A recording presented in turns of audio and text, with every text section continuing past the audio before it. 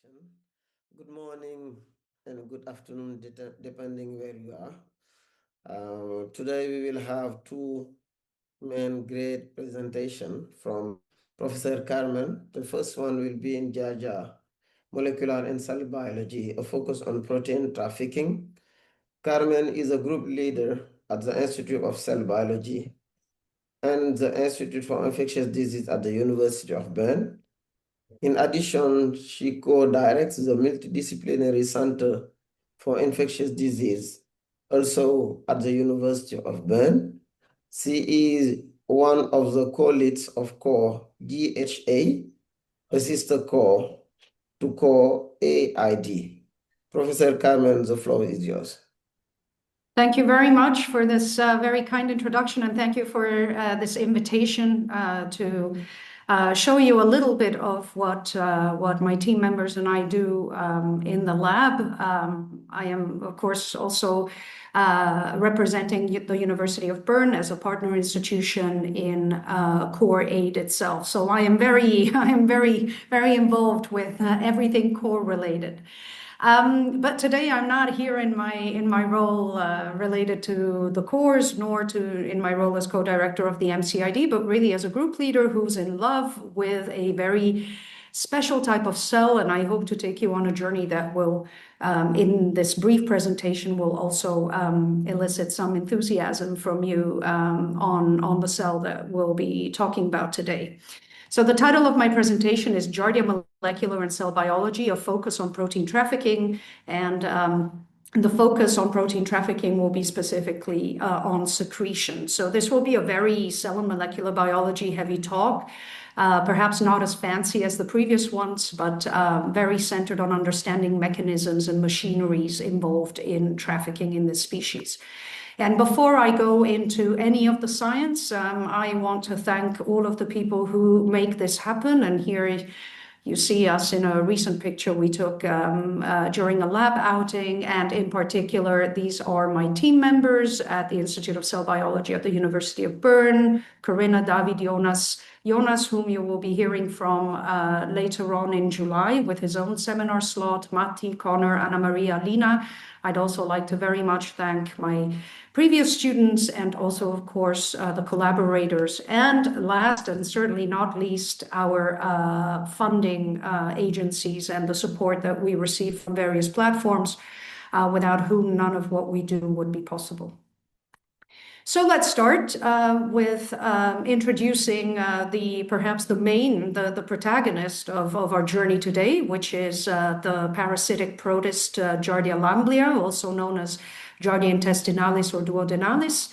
You can see this, what I consider to be this beautiful cell. It's binucleated. You might see these depressions that I'm trying to point to with a laser pointer here.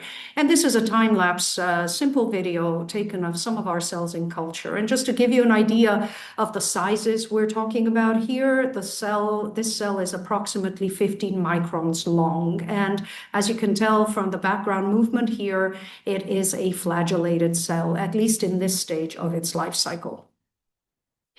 And where are we on the evolutionary tree of eukaryotic life? We are essentially here in the supergroup called Excavata, and here you will find other well-known parasitic protists such as Trypanosoma, Leishmania, Trichomonas, and a bunch of other parasitic protists that cause heavy burden of disease. In particular, today we'll be dealing with Giardia. So Giardia, I like Giardia from a cell biology perspective, but I also very much like it from a life cycle perspective because it has a very simple life cycle. So I'll go quickly through this for those of you who are not familiar with the life cycle of the specific parasite. It all starts with a cyst. So what I showed you in the video earlier is the flagellated form of the parasite, which is only found within a host, the host being any mammal, essentially, so humans, rodents, cattle, whatever mammal. There is no mammal that appears to be immune to Giardia infection. But it all starts with contamination of water and food with a cyst, which is essentially an environmentally resistant form of the parasite. And if a sufficient number of viable cysts are ingested, they will go through a process called excistation. This is a process that sees the cysts differentiate into a flagellated version of the parasite, which is called the trophozoite. And it is indeed the trophozoite that then proliferates in the small intestine of essentially a colonized and soon-to-be parasitized host that is responsible for all the symptoms associated to Giardia infection, which are primarily those of a diarrheal disease. So you have massive proliferation in the small intestine of these parasites, and then at some point, some of them will go through the inverse process. So you went from having a cyst to a flagellated trophozoite, and these trophozoites, some of them at least, will differentiate back into cysts. And I just mentioned how infection basically carries the symptoms of a diarrheal disease. So there's plenty of opportunities for the excretion of millions of cysts in the surrounding environment. And this, of course, means that a new cycle of infection can very easily begin. So unlike other parasites that you might have heard about or are familiar with, Giardia has the advantage of having a very simple but very effective life cycle. And the latest data, or somewhat outdated by now, maybe not quite the latest data, but the data that we have from an epidemiological perspective tells us that in high-income countries, giardiasis, which is the diarrheal disease caused by Giardia infection, accounts or is present at 2 to 3% of all diarrheal disease cases. It is likely to be much higher. It's just that differential diagnosis with diarrheal diseases can be very tricky if you don't have very good detection diagnostic tools. But in low to middle income countries, due to oftentimes problems with access to clean household usage water, it can go up to 30% or even more. And just as a reminder, diarrheal diseases are still, unfortunately, major killers for children under the age of 5. So here you have our World in Data data that relates to the top leading causes of death in children under the age of 5. And you can see how diarrheal diseases are definitely high up there, unfortunately and very sadly. And diarrheal diseases, of course, can be of viral, bacterial, or parasitic origin. Giardiasis is one of the many diarrheal diseases that carry a huge burden, that cause a huge burden of illness. And this is what the intestinal mucosa of a parasitized host actually looks like. It's covered with these cells, as you can see. They attach so strongly to the surface of the mucosa that when they do detach, they leave an imprint on the surface of the epithelium. That's how difficult it is to get rid of these parasites once they have found their niche in the small intestine and they attach. So I am not a medical doctor, nor am I an epidemiologist. I am a basic researcher, and my passion are cell and molecular biology. And what I find especially exciting about Giardia is its subcellular organization. So it is astounding to me how a eukaryotic cell, which most of us would tend to think of as a very complex cell, can actually exist with a grand total of just 5 compartments, subcellular compartments, as far as we can tell.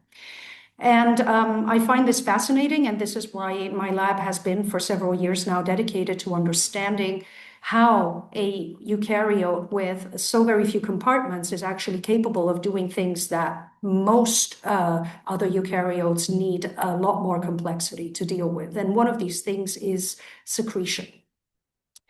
So when we look at what, let's say, if we want to break down what a parasite does for those of us who are not parasitologists necessarily, but are more like me, coming from the fundamental research perspective, we can break things down to 3 key processes. A parasite needs to be able to survive inside its host. And this, of course, relates to its virulence and its ability to escape immune system responses.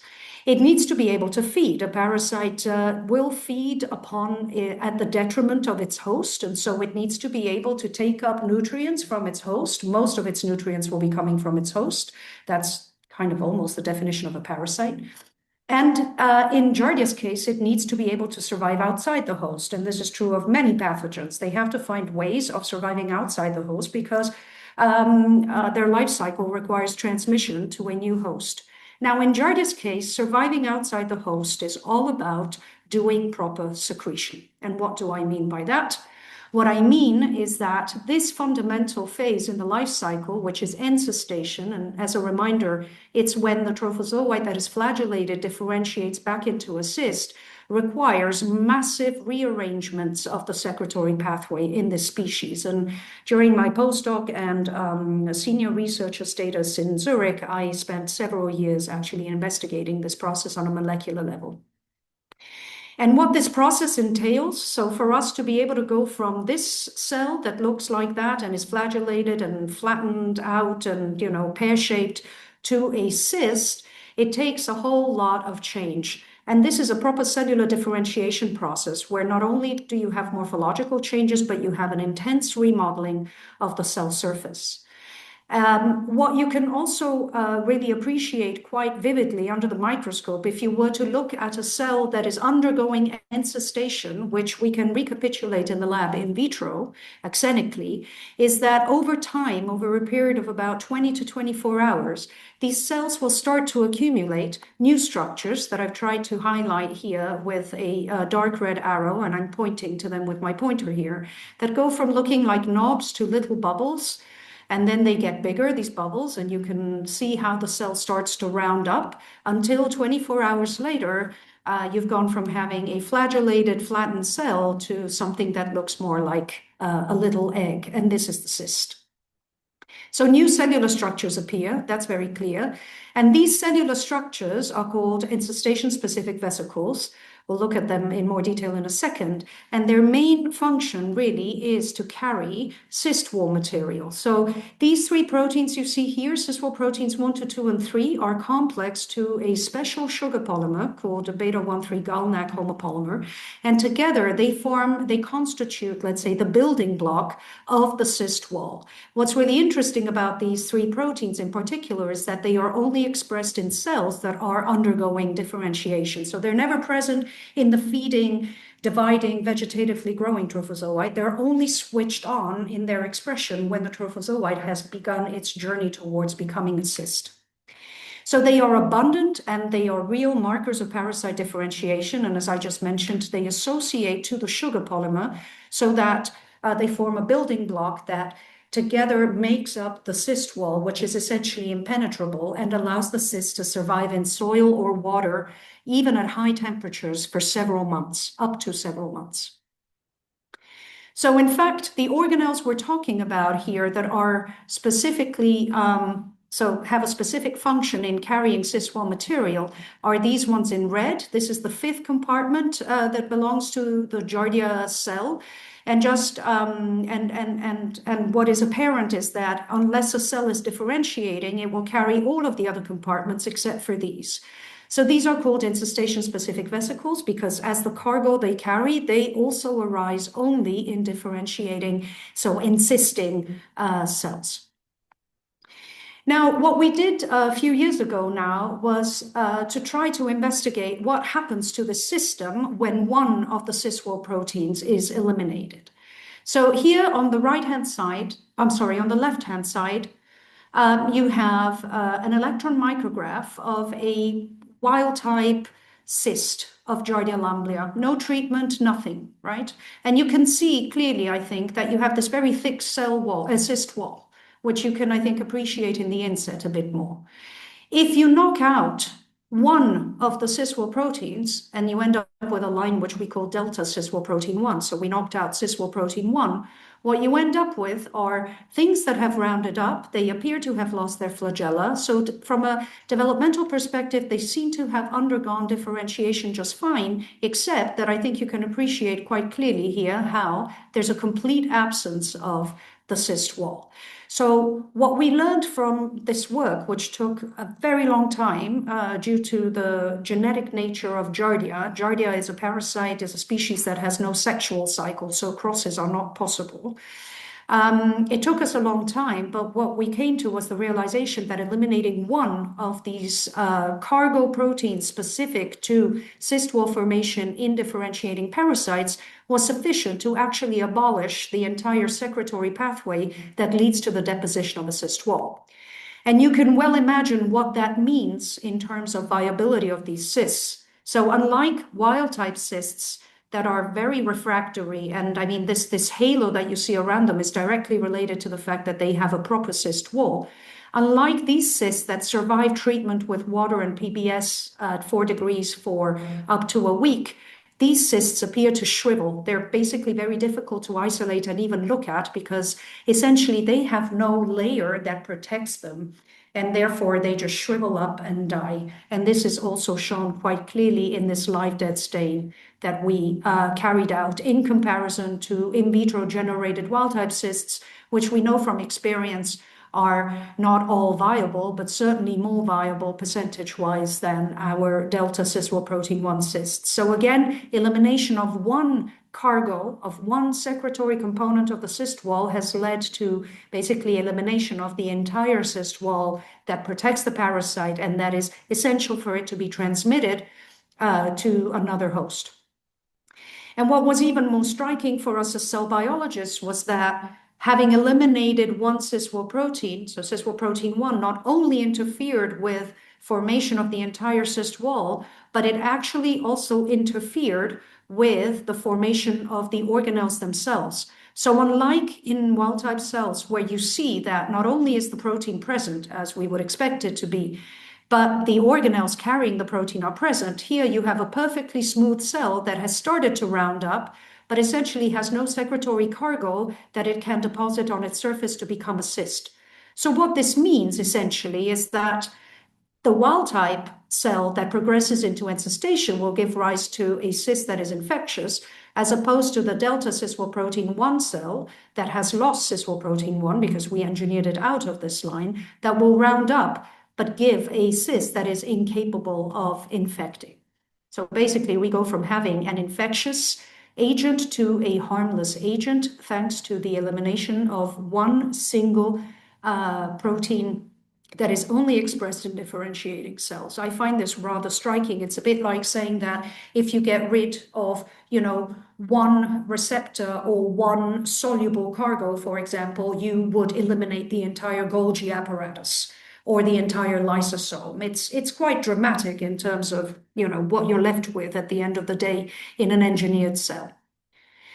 So if we recapitulate all that we've learned about encystation over the years, and I could go on for a week, but you don't want to listen to me for a week. I don't want to listen to myself for a week. If we try to recapitulate all that we've learned, and this has taken years of investigation, what we know is that a cell that undergoes differentiation essentially responds to only a very limited number of expression changes from a gene perspective.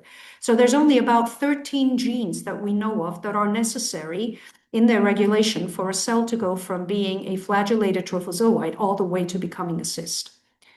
What we also learned is that one of these cargoes is essential for not only for cyst wall formation, but for actual emergence of the organelles whose job it is to carry the secretory cargo.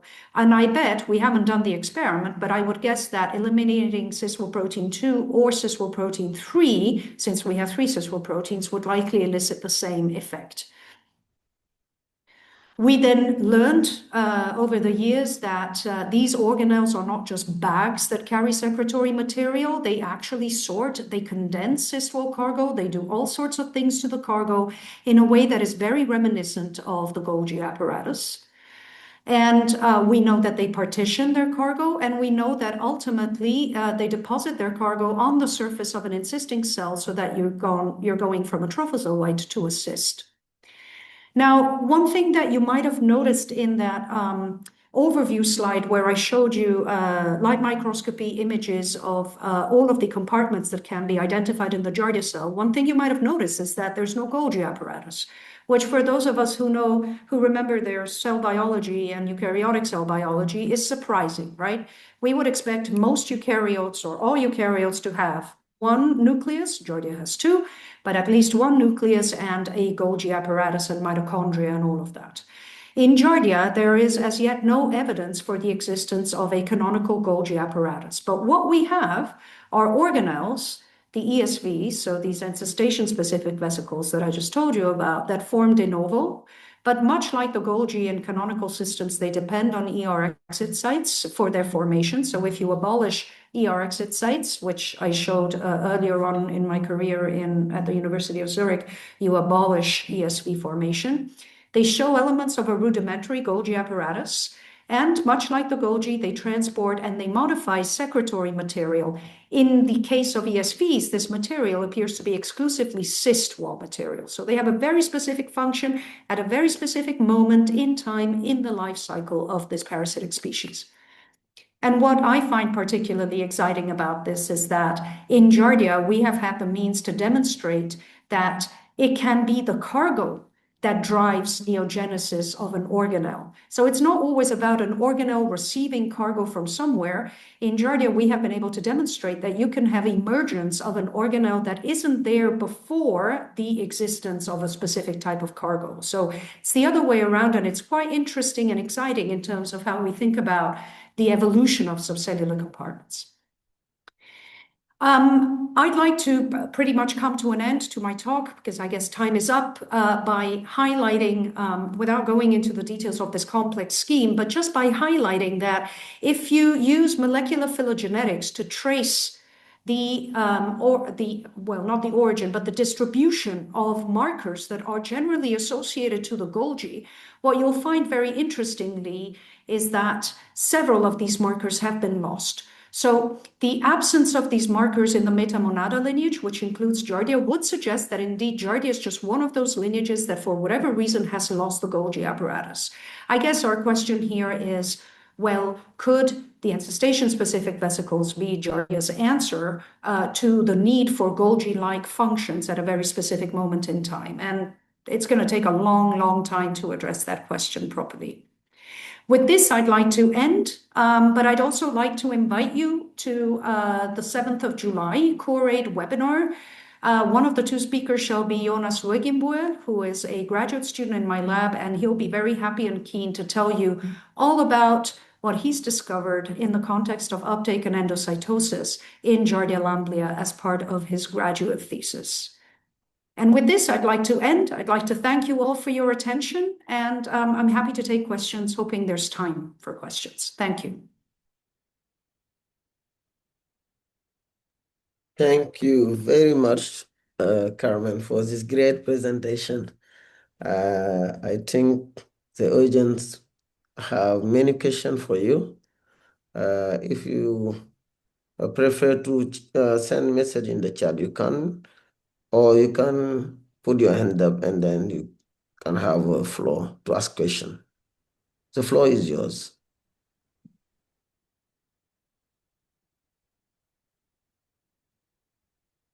I know this was a very cellular molecular biology heavy talk, so I had to rush a little through it, but I hope it was, clear enough that I could bring my message across. It was very nice. We appreciate it a lot. Thank you. Maybe I can ask a question just out of curiosity. There's one question in the chat, so let's start with the guest. Yeah. Matthew. Okay, go ahead. Go ahead, Andrea, please. Go ahead. I was just wondering, out of curiosity, when you were mentioning that they attach very strongly to the intestinal epithelia. Yeah. And like, how does it? How can they displace maybe the commensal, like bacteria in the intestinal epithelia? Yeah, how's this communication between this parasite? Yeah, and that's a good question. So it is unclear whether it's the presence of Giardia parasites that causes dysbiosis or whether dysbiosis is a result of the diarrheal disease. The cause and effect is complicated here. Mm-hmm. Because with giardiasis or with Giardia infections, you can go from being completely asymptomatic all the way to being heavily symptomatic, but all in the arc of the same time period. So it's not like strongly symptomatic people are infested with Giardia parasites for a longer period of time. Both the asymptomatic and the symptomatic might clear the infection within 2 to 3 weeks. Yet in one case, you have essentially no symptoms, and in the second case, you might have very strong symptoms. So It is unclear to what extent the dysbiosis is a result of the symptoms, or whether you can have a transient situation of dysbiosis that is perhaps in some individuals not severe enough that it would then translate into symptoms. So there's a bit of a chicken and egg effect there, which has not yet been fully understood. Andre Bure at the University of Calgary has done some really, really cool mucosal immunology focused work to try and understand that. It's very complicated with everything concerning the microbiome, but there seem to be indications, for example, that although you might go without particularly strong symptoms in the 2 weeks that you're infested with Giardia, from an epidemiological perspective, the statistics are very robust in saying that people who have had intense symptoms of giardiasis are more likely to develop conditions such as irritable bowel syndrome and Crohn's disease. Mm-hmm. So this association is statistically robust, but completely unexplained. Mm-hmm. Interesting. I'm sorry for a rather lame answer to a good question, but yeah, I wish Andre were here. He would have given you a better answer. Thank you, Kat. Thank you so much, Carmen. You have a question from Matthew? Yeah, I know it might be an assumption, but would knocking out 2 or 3 also have similar effects? I speculate this to be true, because we would of course have to do that experiment, and we might actually, now that CRISPR-Cas has started working properly in Giardia. It's interesting because whenever you pull down, let's say, cis-Well protein 1, it always comes down with 2 and 3. So these 3 proteins appear to be in a complex that is difficult to disentangle. So I would imagine here, I'm really just speculating, that getting rid of one of these proteins causes this complex to fall apart and not be trafficked properly. As a result of it not being trafficked properly, you don't get emergence of the organelles whose job it is to traffic this stuff. And the end result is that you don't get a proper cyst wall. So I would speculate and imagine that this process would be inhibited also by knocking out either the 2 or the 3. But I'm looking forward. You're very welcome. I look forward to running those experiments at some point, yes. Thank you so much, Karen. Now the question from the chat or from the group.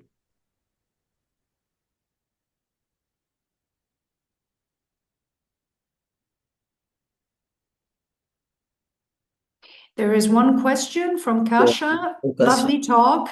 Thank you so much. That's very kind of you. On your picture, the vesicles appear to be located next to one of the nuclei.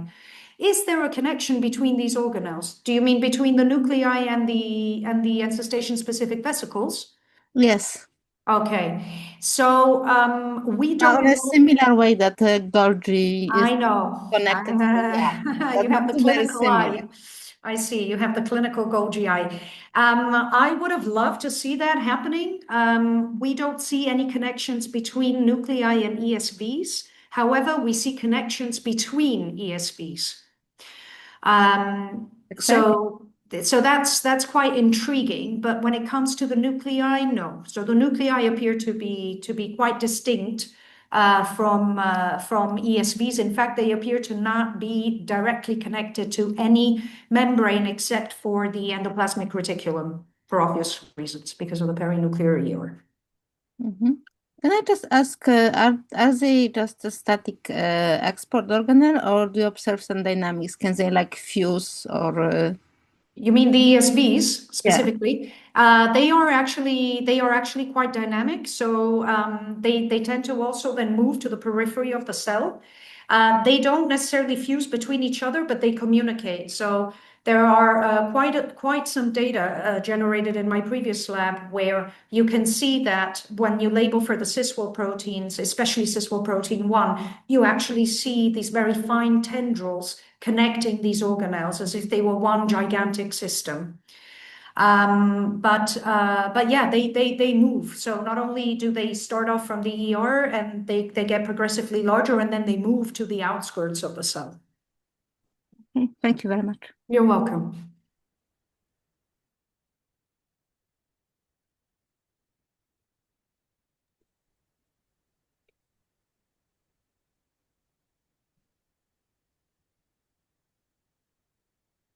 If we have any question, I think, Andrea, we can move in the second presentation. Yeah, you have. I think we can move in the second presentation. Carmen, thank you so much for this very nice presentation. Thank you. It's very important issues. Thank you very much, and thank you for everyone's participation. I will stay online. Yeah, okay.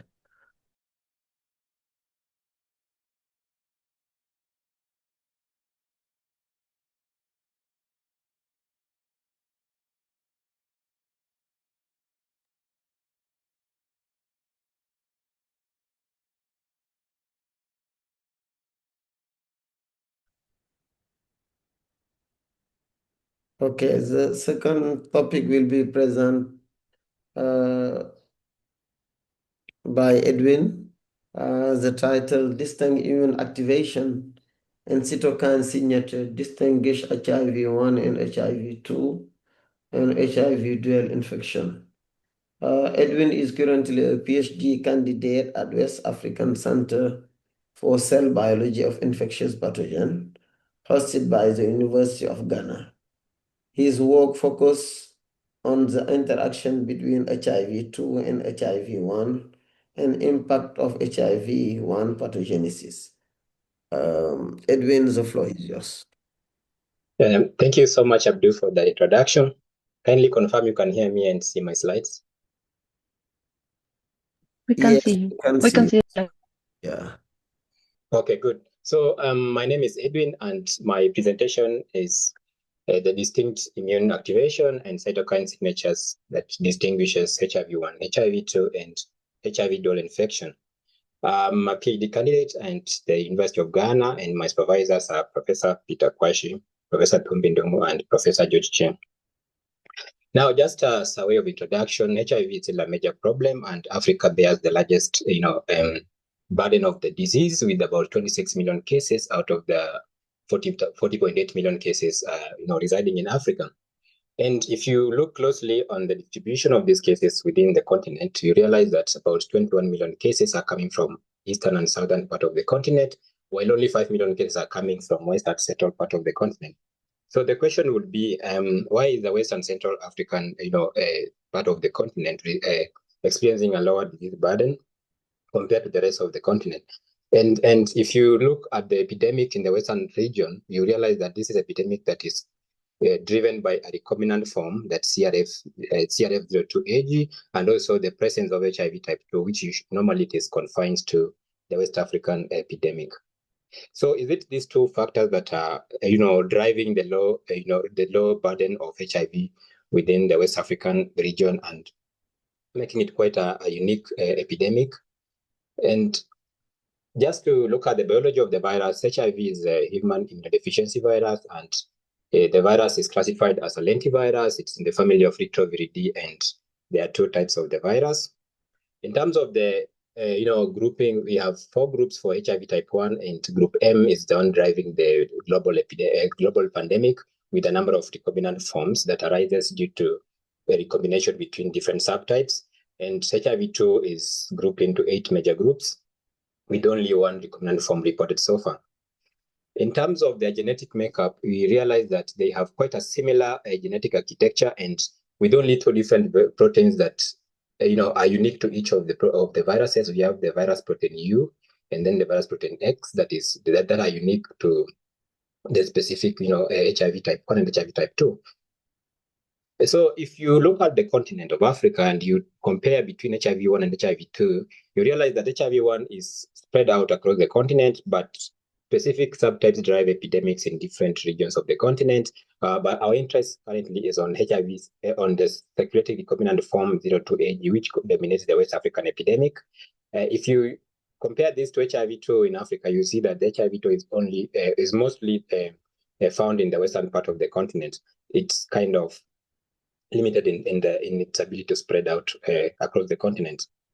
And so The rationale of this study is that the HIV type 2 usually has quite a slow disease progression. It's more of causes a benign infection that with only about 30% of individuals progressing to AIDS, which means that about 70% of the individuals infected with HIV type 2 do not progress to full symptom stage. And another study showed that infection with HIV type 2 would somehow protect the patient from acquiring HIV type 1. And subsequent studies have tried to compare disease progression between HIV type 1 alone and HIV-dual infections. And what they found was that those individuals with both HIV type 1 and type 2 have quite a prolonged disease, prolonged the symptomatic phase of the disease before they can transition into the AIDS stage. So the central question is that how is HIV type 2 able to reshape the pathogenesis of HIV type 1? And to try and address this question, we did some in vitro experiments where we infected cells with HIV type 1 and HIV type 2, and we were able to show that indeed, when you have cells that are carrying both HIV type 1 and type 2, the infectivity of the virus is quite reduced compared to that of HIV type 1 alone. So for this work, for this presentation, we have looked at how immune responses are able to modulate disease progression during HIV-dual infections. And so we set out to develop a cohort that we use for this study, and cohort consists of people who are HIV type 1, HIV type 2, HIV-dual infection, as well as HIV seronegative participants. Then at the lab, what we did, we had to repeat the typing of the virus of the infection using 2 different RT tests. We did HIV type 2 reconfirmation using a HIV type 2 specific PCR that was developed in-house. And also we quantified HIV-1 viral loads in HIV infection and HIV-dual infections. So we also screened for common comorbidities among these participants. So this is just a simple description of the cohort. We have about 170 participants.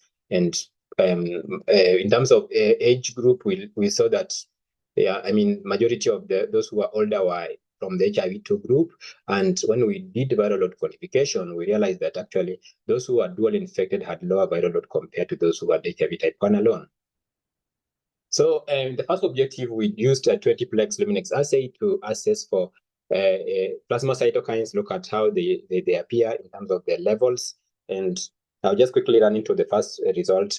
So the first result was showed that there is quite an elevated levels of beta chemokines in HIV type 2 and HIV-dual infected individuals. And usually, so what this means is that usually beta chemokines are the natural ligands for the CCR5 receptors. And these receptors are also used by HIV type 1, some isolates of HIV type 1 to enter the CD4 positive cells. It's like the gateway into the cell. So if by chance that we have elevated levels of these beta chemokines and they are the natural ligands to these receptors, it means that these ligands could easily outcompete HIV type 1 from using the same receptor to access the cell, and that would partly explain why we see reduced disease progression among individuals who are dual infected.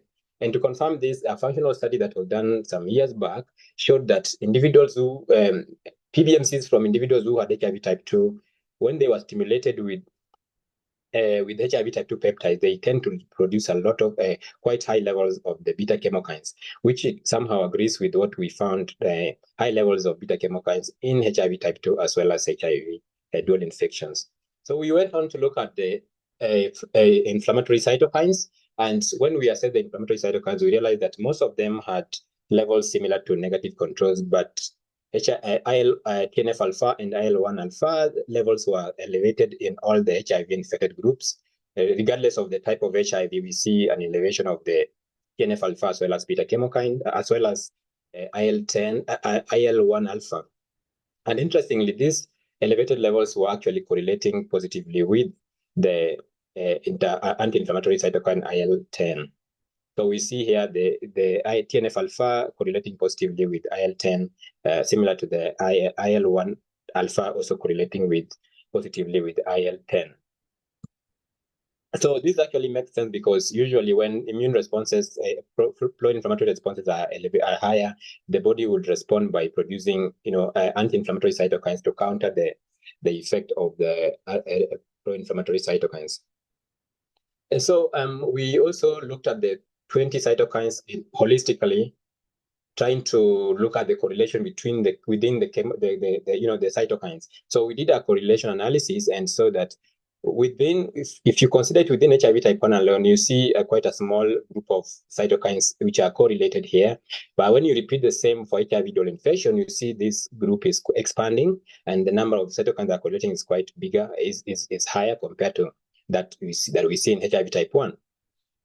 And then we went on to look at the pairwise correlation between some of these cytokines and HIV-1 viral load. So what we saw is that HIV-1 viral loads correlates negatively or inversely with some of the cytokines, especially the trail as well as the MCP1. We see a negative correlation, as you can see here. And what this tells us is that these cytokines could play a role when it comes to dual infection. They could contribute to reduced viral load that we saw in dual infections. However, when the same analysis were repeated for HIV type 1, we didn't see that correlation coming out. So this trend was present in the HIV dual infections, but not in HIV-1 monoinfection.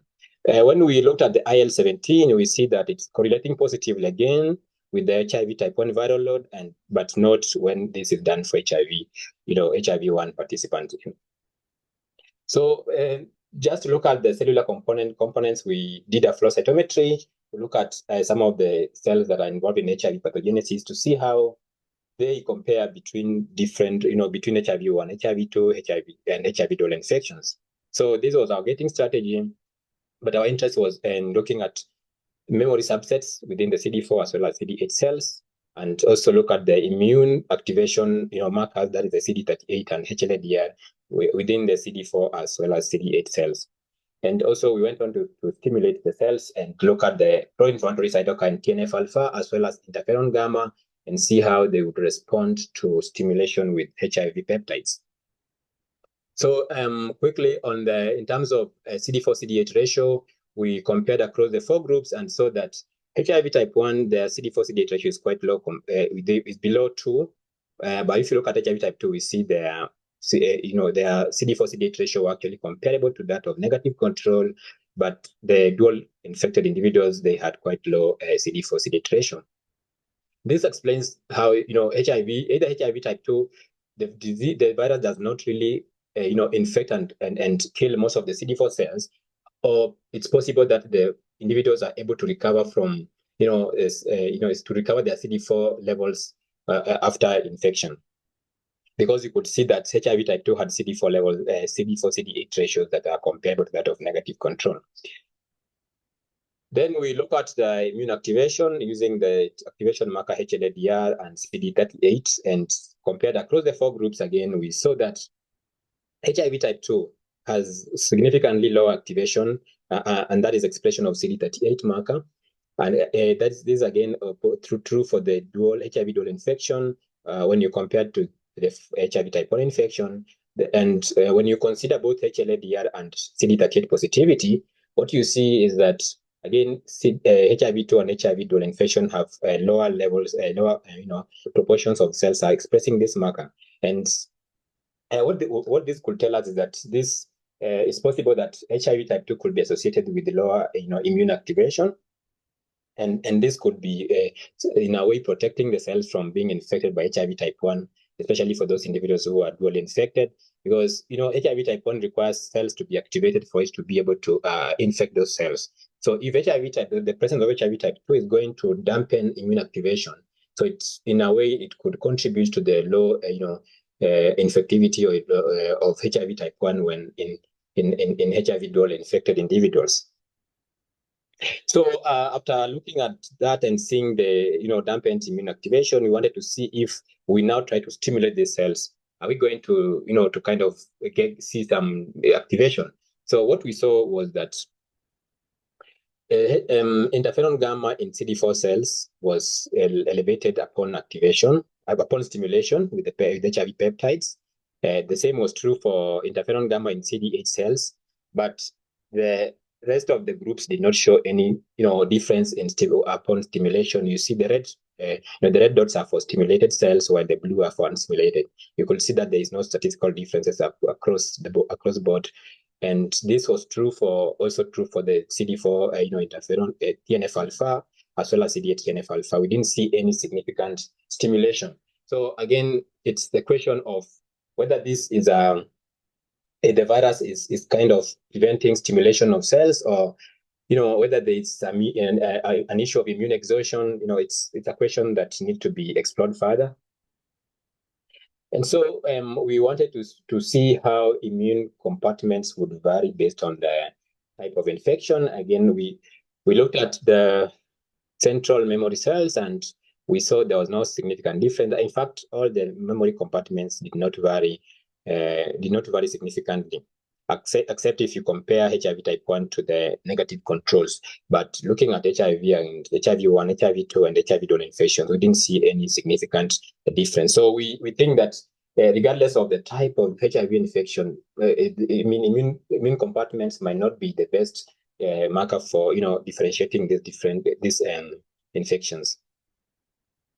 So we also wanted to look at cross-reactivity in terms of CD19 positive lymphocytes, and we then used heterologous peptides to stimulate PBMCs from HIV type 1, HIV type 2, and HIV-dual infections. So for the first graph, what you see is PBMCs coming from HIV type 1 individuals stimulated with both HIV type 1, HIV-1 envelope peptide and HIV-2 envelope peptide. So what was interesting here is that you see both HIV-1 and HIV-2 envelope peptides are giving us a similar response, which is true also for the HIV type 2 and also true for HIV, dual infections. And this could just tell us that there is possibility of cross-reactivity between the CD19 positive cells in both, HIV-1, HIV-2, and dual infections.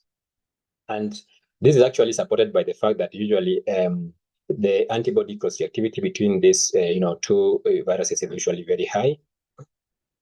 So, yes, just to summarize everything together, what we saw was the distinct cytokine clustering patterns in HIV-dual infections that were absent in HIV type 1 monoinfections. We also saw that TRAIL and MCP1 were inversely correlated with HIV-1, were correlated with HIV-1 viral loads in HIV-dual infections, but this again was missing in HIV-1 monoinfections.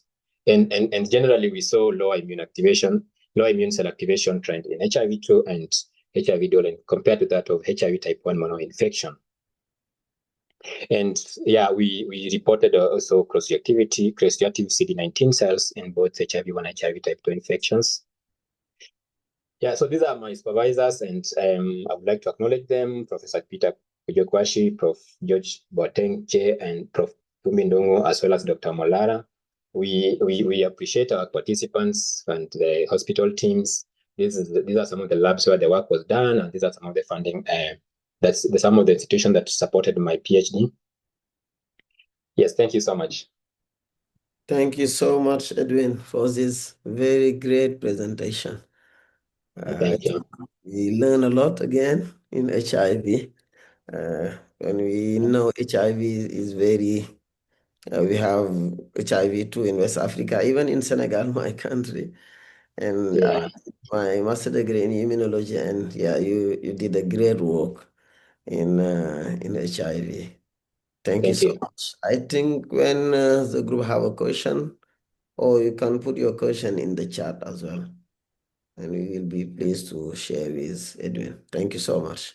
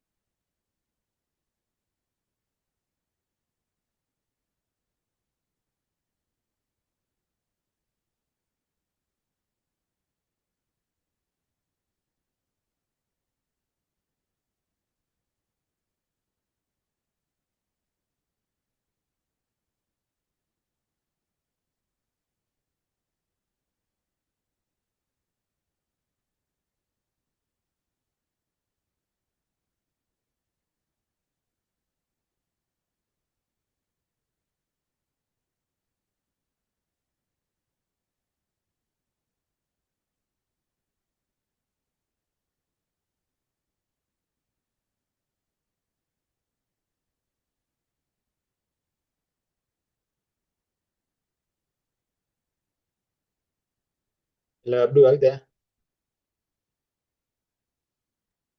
Yes. Okay, I thought I was alone. Yeah, I have a question, Edwin, Okay, regarding the control.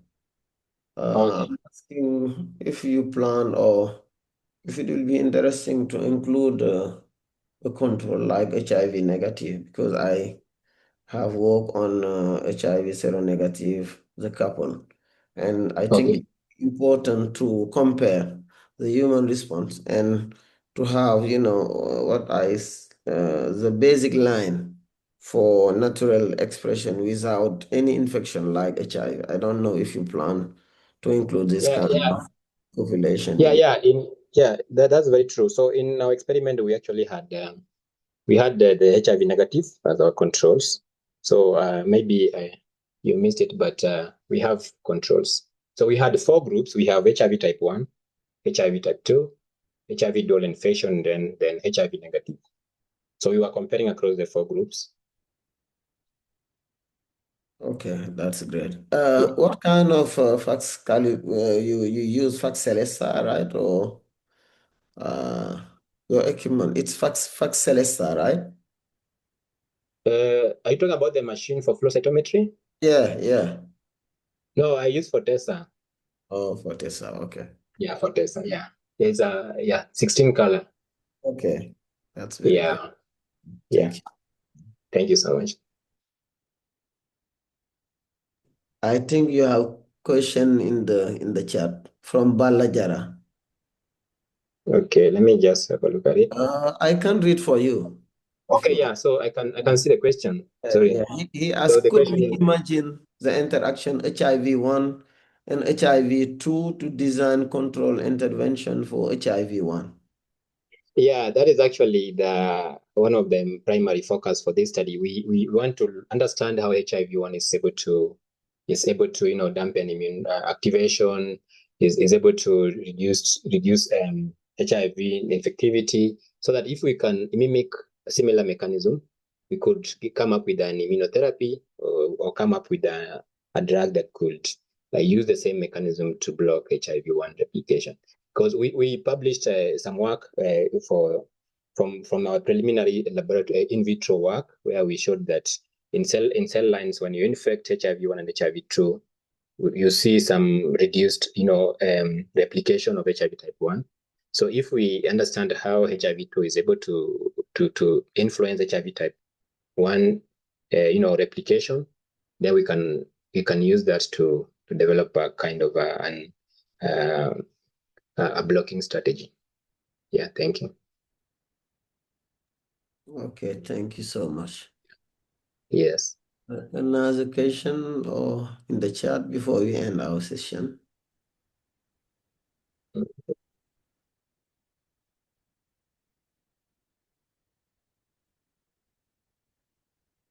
Okay.